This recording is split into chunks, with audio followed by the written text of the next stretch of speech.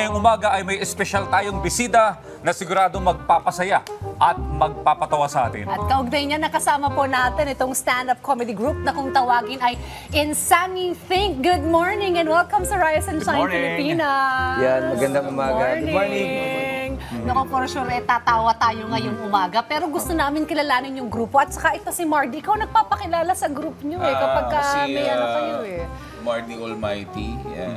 Mardy Di Guzman, pero they call me Mardy Almighty. Kasi yung Almighty, pinaganda ko na lang yung pangalang Almaitim. Dati tawag sa akin Almaitim. Kaya ginawa kong Almighty para maganda ang pakinggan. Kasama ko siyempre yung head namin, si Atty. Edward Chico. Tapos si pinakamatanda sa amin, si Atty. Ryan Cadaga. Sino ba si Jan Perez sa Tiga Montalban, si Atty. Jigs Primicias, and Atty. Don Victor. Aba, mga lawyers! So, apat yung abogado, isa yung bagong laya, isa yung nasasakdal pa lang. Ayun, Alam na ako sino ako sa ano. Nakita niyo ba yung introduction sa kanyang pinakamahaba? Kami pinakilala pangalan. Ano ugali, di ba? Lumalamang agad. Ay, nanonood tayo ng mga shows nila Mga kababayan, kami po nakailang ulit na nakapanood ng kanilang mga stand-up comedy live, no? So, nakita namin, iba yung style ninyo Medyo smart. Sabi nyo nga, yung medyo mahina, hindi na matatawa sa mga jokes ninyo. Pwede mo makinig na sample.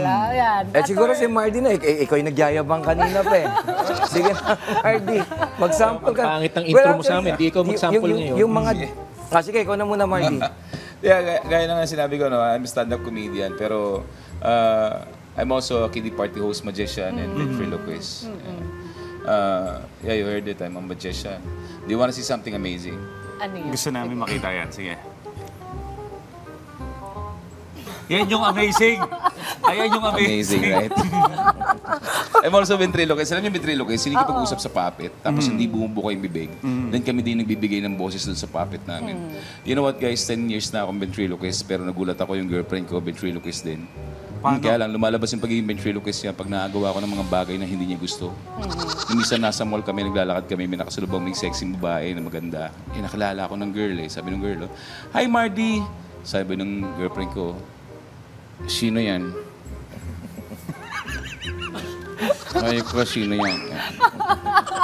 Nagiging ventriloquist din yung jowa. Pero minsan ang weird kasi isa wala namang ginagawang masama, lumalabas pa rin pagiging ventriloquist niya. Minsan nasa libis kami, hindi ko alam kung saan kami kakain. Sabi ko sa kanya, ano sa tayo kakain? Sabi niya, ikaw kahala ka. Sabi ko, sa tayo kakain. Ikaw, saan gusto? Anong problema mo? May singaw ako. Oy, patikim pa lang yan na mga pwede nating mapanood sa Insanity. Actually, parang napahiya kami doon. Sabi niyo, hindi ganyan yung representative. Alam mo kaya hindi siya masyadong nakakatawa. Hindi siya masyadong nakakatawa kasi... Kasi corny, ano pa? Feeling ko rin kasi parang nagsisinga kami, sinama ka namin dito.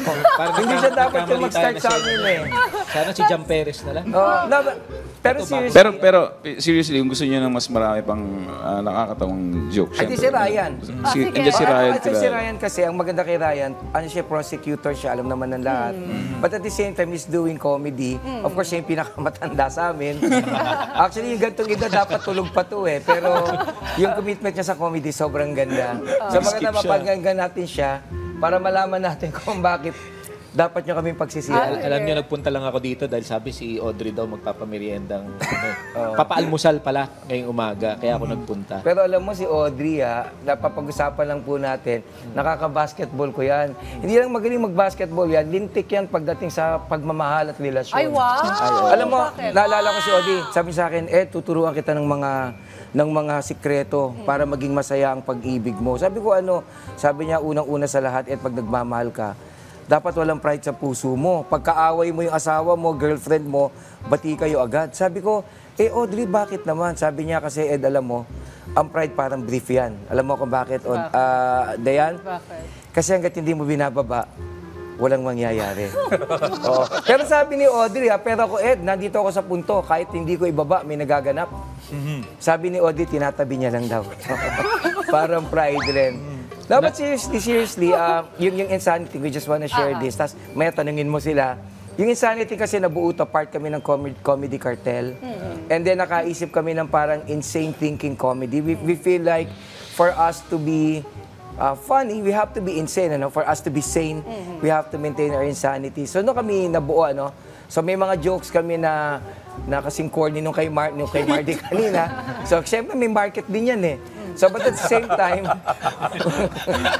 kailangan may ganyan kami kasama. Pinag-set mo. No. Ganyan mo. Nakakahiya talaga. No, but at the same time, we can also have fun. Like yung mga politicians, niloloko namin.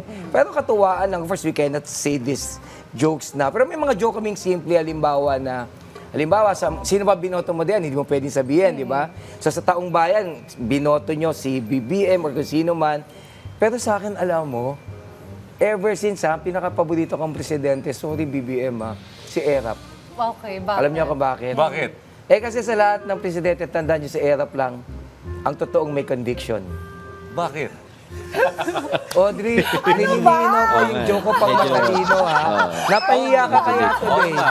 Alam mo, Audrey, kasi pagka ganyan yung outfit mo, hindi ka makapag-isip. Dapat yung outfit mo yung leather jacket, boots, yung pagka wala ka sa show, Oo nga. yun ang dapat suot mo lagi. Medyo dapat manood na ako ng live. Nalilate na yung Alam mo, sa conviction. Oo nga. Napahiya My ako God. for you. Nakakatawa yung outfit ni si Audrey. Tingnan niyo naman, Parang Sige. yung AI, yung pinapalitan yung mukha. Oo nga, ito yan, pag tinignan mo sa TV, pag tinignan mo si Sir Audrey, lagi kong sinasabihan si Miss Dayan, Dayan, ingat ka, huwag ka masyadong tumabi kay Audrey kasi baka tumalsik yung botones.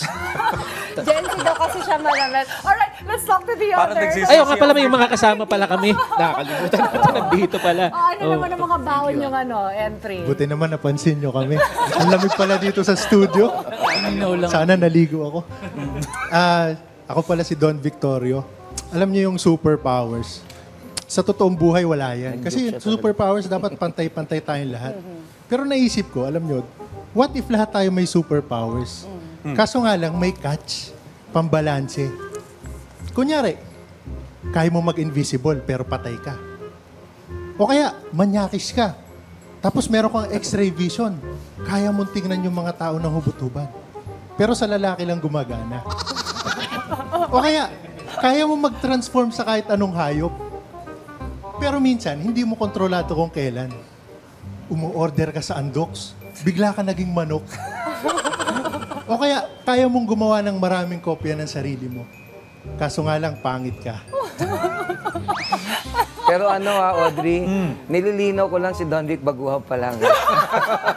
If ever, just in case. Pinilit lang niya nililinaw namin imbitahan siya baguhan dito. pa lang. Gusto niyo pa ba marinig tong dalawa? Parang ayaw niya na, Oo naman. Eto po. Siguro, sabihin mong ikaw may gusto yan, ha? Gusto ko. Winarningan ka na namin, Audrey, ha? Lalo O, na yung sige. nasa taas ko, si Jam. Si Jigs and Jam. Sige. Guys, alam nyo ba yung unggoy-ungguyan? Yung pares-pares ng bara. Alam nyo, lately ko lang nalaman. Kaya pala unggoy-ungguyan yung tawag doon. Kasi matching type. Ayun na. Ayan na. Ay, sinasabi ko Actually, dapat hindi namin isasama yan. Sino ba dapat Nakakapagsisi. kasama lang? Dapat ako lang. Okay, si Jam naman. Attorney, sigurado ka ba dito? Ba di na ako makabalik sa TV pag ganito? Sige. Anong bird Naku, wag yan. Please. Please. ang nagtitinda Pwede. ng makeup? Ano? Avon. Attorney, nakakaya mag-joke na pero ganito sa TV. nakakatawa yung fairness. Pwede ba talaga mag-joke na ganito sa TV? Bakit ulo namin Promise, doon, ginagawa niya sa stage yan, hindi nakakatawa. Pero dito na. Kung kailan ka kailangan, Jam, talagang Buti na lang may ka. canned laughter kayo Okay, sa... so kailan ba yung inyo magiging show, Attorney Ed? Well, actually, may mga shows kami na meron kami show sa Viva Cafe. We're gonna be launching Insanity. It's the official launch. Kasi Insanity has been around for 3 years. Tatlo lang kami nag-umpisa niyan Si Pastor Ruther. Of course, siya yung finalist siya ng PGT, Pilipinas Got Talent, and then si Michelle Defensors, ako. So we used to do shows at the Music Museum. So sold out shows yan. But then we realized na madami na kami. So na-realize namin siguro mas maganda i-embrace na rin namin yung mga corny, di ba? Sama na rin natin sila. So meron kaming show po sa August August 24 sa Viva. sa Viva Cafe. Meron din kaming show sa August 17 pa muna. Sa August 17, Tony Edward Chico, tsaka ako ang headliner doon. Ayan, at tsaka, ayun, sa BF Resort, Las Piñas. Okay. Tapos Ano ba? Every Thursday. Every Thursday, meron kaming open mic comedy night May sa open Nomu mic. So, Basho, pwede Tomas walk-in. Morato. Yes, ini-invite namin si Sir Audrey na napupwede mag-try na to. siya. Actually si Nanood Audrey, na. Sawa na sa atin nag-try itong mag-open mic sa amin eh. Okay. Pinagsisihan din namin. Sana pala Sabi ko sa kanya, alam mo, may dahilan kung bakit andito ka lang. Huwag mo nang gawin yung ginagawa namin. Pero kung sakasakaling marami kang friends, pwede ka namin kunin. Pero ito, nakakatuwa kasi like sila, some of them are lawyers, some of them may mga ibang ginagawa, pero nagsama-sama Pero si sila Jam before. unemployed So Bagong laya lang to, bagong laya. kailangan itsura niya balanse kami eh. So, inclusive kasi kami. So, naniniwala kami na kahit parang patapon ka na. Di ba? Sali ka lang sa amin, may chance ka pa. Kahit na bagong laya ka, binibigyan ka ng bagong Pwede. buhay. So, how about the others na gustong siguro i-try yung stand-up Basta comedy? maraming friends. Maraming kaibigan. Maraming kaibigan, Maraming pwede. Si Si Jigsaw Jigs, maganda mag-invite. share niya kung paano ka napasama sa Insanity. Nag-start ako yung unang beses ako nanood ng stand-up comedy. Yun na rin yung time na nag-decide ako na mag-stand-up comedy. Napanood ko doon si Sir Ed, sobrang galing niya, at si Jam Perez. Tapos napanood ko si Jam, sabi ko, mas magaling pa ako dito. kaya ako, sinasabi ko lagi sa Na-inspire. shows na inspiration ko talaga si Jam Perez kasi sobrang likable na magaling talaga siya, hindi siya nawawala sa focus. Yun yung start for me. Well, para sa katulad ko na gustong mag-try ng ganyan, sumubok, hindi ba nakakaba kapag 5 minutes ka na nagpapatawa tapos yung audience tahimik lang? Actually, mahirap. Linawin ko rin. Kasi yung comedy po namin, point of view, of course, we cannot do the set here. Most of the time, we give opinions. Ginagawa namin nakakatawa. Monologue siya. Hindi siya masyadong mainstream eh. Kasi di ba yung comedy sa Pilipinas, at least the comedy that we dig, yung tinatawag na insult-based. Yung tipong pag may pila, uy, maganda pa utangin natin to, hindi ka tatakbuhan. Yung mga ganyan, yung harap mo na pareho ng likod. Yung parang ginagawa ng ibang mga comedians that we know of. There's nothing wrong with what they do. No? It's an art genre in itself. But we're trying to promote a type of comedy where people can freely express their opinions na nakakatawa. Pwede rin hindi nakakatawa, nakita nyo naman kanina. So kung gusto nyo ma-try yung comedy, pumunta lang po kayo sa amin. You can get in touch with us. Meron pong bar po sa Tomas Morato every Thursday po, pangalan Nomu Basho. So, pwede po kayong pumunta doon. Actually, si Audrey, nag-try na rin naman siya talaga eh. Hindi na lang namin pinabalik.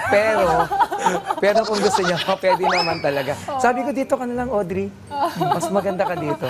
Nakakatuwa sana kasi I understand din sa mga ibang mga bansa, ang dami na rin mga ganitong yung mga comedy. Western comedy, di ba? Puro stand-up. At saka, Basta may- ako rin yan sa online, no? Si Jong. Basta may politiko, may Ito na comedy. yung, kumbaga, maging start din at platform para mas lumawak itong comedy dito sa Pilipinas. Ano ba yung magiging overall experience kapag nakapanood ng inyong live show?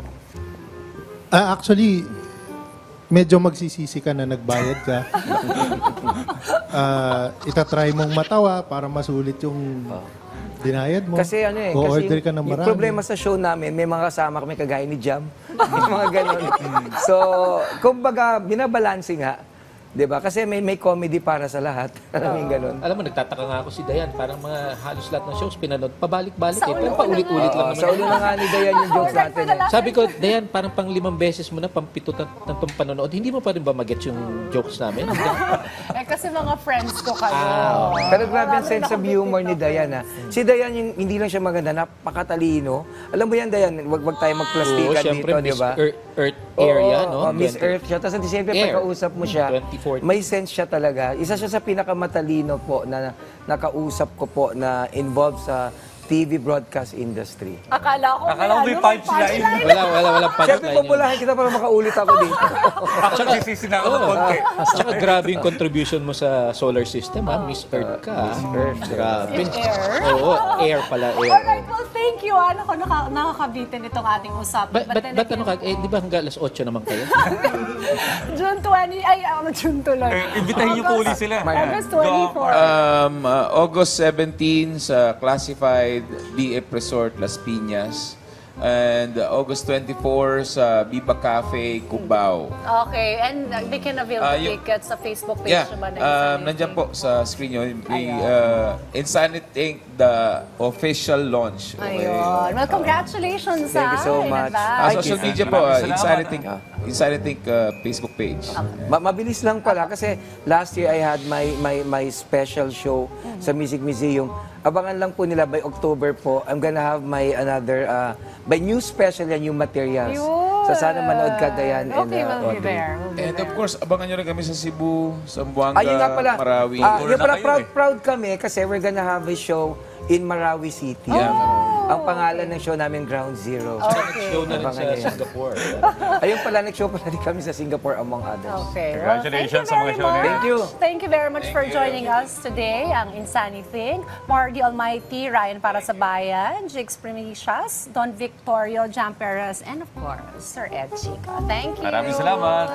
Salamat.